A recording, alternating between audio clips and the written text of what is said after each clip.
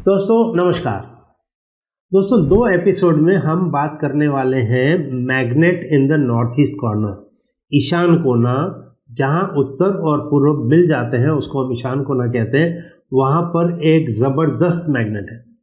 2 उदाहरण से मैं आपको 2 एपिसोड में 2 उदाहरण से मैं आपको बताने वाला हूं कि ये जो मैग्नेट है ये किस तरह से काम करता है। हमारे एक मित्र हमें कंडला ले गए और कंडला के पास एक गांव है अलंग में शिप ब्रेकिंग यार्ड है। मतलब जो पानी के जहाज़ की उम्र तय हो जाती है, मतलब वो बूढ़े हो जाते हैं और सफ़र करने के लायक नहीं होते हैं, फिटनेस नहीं होती है, उन्हें अलंग में ले आया जाता है और यहाँ आकर के उसको तोड़ दिया जाता है और उसका जो लोहा है, उसकी चीज़ें हैं, उसको अलग करके बेच दिया जाता है। तो हमारे एक मित्र ने, क्लाइंट जो थे, उन्होंने कहा कि हम 1 लाख स्क्वायर फीट जगह किराए से लेना चाहते हैं और ये जो पानी के जहाज़ से निकली हुई जो चीज़ें होती हैं जो इस्तेमाल की जा सकती हैं उनकी ट्रेडिंग हम करना चाहते हैं। लेकिन आप चलो और हमें ये कंफर्म करके बताओ कि हम ये प्लॉट लें कि ना लें, क्योंकि वो 1 लाख फुट का प्लॉट है, 1 लाख रुपए किराया भी है उसका। मैं किसी ज़माने की बात करता हूँ। तो आप बताएं हम लें कि ना लें। तो हम गए तो हमने देखा कि वहाँ पर उत्तर और पूरब में एक चाय कॉफ़ी की टपरी है और वहाँ पकौड़े भी बनते हैं। तो बहुत सारे फ्यूम्स हैं वहाँ से निकलते हैं जो नॉर्थ ईस्ट की ऊर्जा को डिसॉल्व कर देते हैं, जो एक अच्छी सुविधा, एक अच्छी व्यवस्था नहीं है।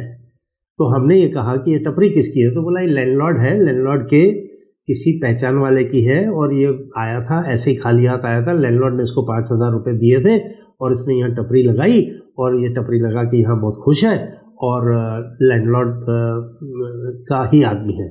तो मैंने कहा क्या संभावना है कि ये यहाँ से हट के साउथ ईस्ट में या नॉर्थ वेस्ट में, प्लॉट के साउथ ईस्ट या नॉर्थ वेस्ट में अपनी टपरी लगाए, क्योंकि ये जो नॉर्थ ईस्ट में जो टपरी है ये हमारे लिए, इस प्लॉट के लिए अच्छी नहीं है। तो लैंडलॉर्ड से बात हुई तो लैंडलॉर्ड ने कहा कोई बात नहीं, ये तो बंदा मेरा ही है, वो वहाँ चला जाएगा, नो प्रॉब्लम, आप चिंता ही मत करो।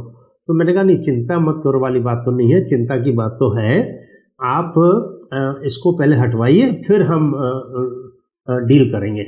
तो बोला साहब मेरा ही बंदा है, रोज़ मुझे जयराम जी की कह के टपरी पे जाता है, मुझे बहुत मानता है, मैंने ही इसको हेल्प किया है, मैंने ही इसको इस गांव में बसाया है, आप बिल्कुल चिंता ना करें। मैंने कहा नहीं जी, ऐसे नहीं, आप एक काम करें, जो आप कॉन्ट्रैक्ट साइन करते हैं उसमें 2 लाइन ये लिखवा लीजिए कि हम कब्ज़ा आज ले रहे हैं और किराया जो है वो तब चालू करेंगे जब ये टपरी हट जाएगी। तो बोले, वो लैंडलॉर्ड था, उसने ओवर कॉन्फिडेंस में कहा कि कोई बात नहीं, आप लिख दो, 3 दिन में हट जाएगा, 3 दिन के बाद तो मेरा किराया चालू हो जाएगा। मैं कोई बात नहीं।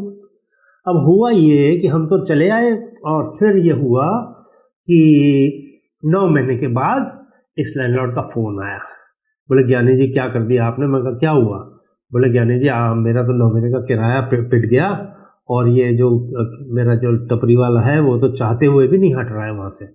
तो मैंने कहा मैंने तो पहले ही कहा था कि भाई पहले इसको हटाओ फिर किराया शुरू होगा। तो बोले ये ऐसा कैसा वास्तु है ये? वो चाहता है कि हट जाए पर वो हट नहीं पा रहा है, मैं चाहता हूँ कि उसको हटाऊँ, मेरा किराया शुरू हो, मैं उसको हटा नहीं पा रहा हूँ। तो दोस्तों ये जो नॉर्थ ईस्ट में मैग्नेट है वो ज़बरदस्त होता है और बहुत ज़बरदस्त काम करता है। इसीलिए मैं हमेशा कहता हूँ कि जो लड़कियाँ नॉर्थ ईस्ट के बेडरूम में सोती हैं उन लड़कियों के ब्याह जो है वो विलंबित हो जाते हैं। 28 साल की उम्र तक उनका ब्याह नहीं होगा और ब्याह हो जाने के बाद ये लड़कियां डाइवोर्स में, सेपरेशन में वापस आएंगी।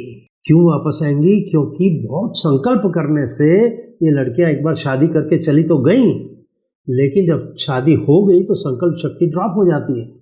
तो जो ईशान का मैग्नेट होता है वो फिर से एक्टिवेट हो जाता है और वो उस लड़की को खींच लाता है सेपरेशन में या डाइवोर्स में। इसीलिए मैं हमेशा कहता हूँ ईशान में लड़कियों को ना सुनाएं, और अगर सो रही हैं और उनके ब्याह विलंबित हुए हैं तो मेहरबानी करके उनको कम से कम 4 महीना आप नॉर्थ वेस्ट में सुलाएं, ताकि ईशान की जो एनर्जीज उसने गैदर की हैं वो डिस्चार्ज हो जाए, जल की एनर्जी डिस्चार्ज हो जाए, वायु की एनर्जी चार्ज हो जाए, फिर वो जाए। तो ये कुछ वास्तु के पहलू हैं, मैं आपको बताकर मुझे बहुत खुशी होती है। अपना ध्यान रखें। Thank you.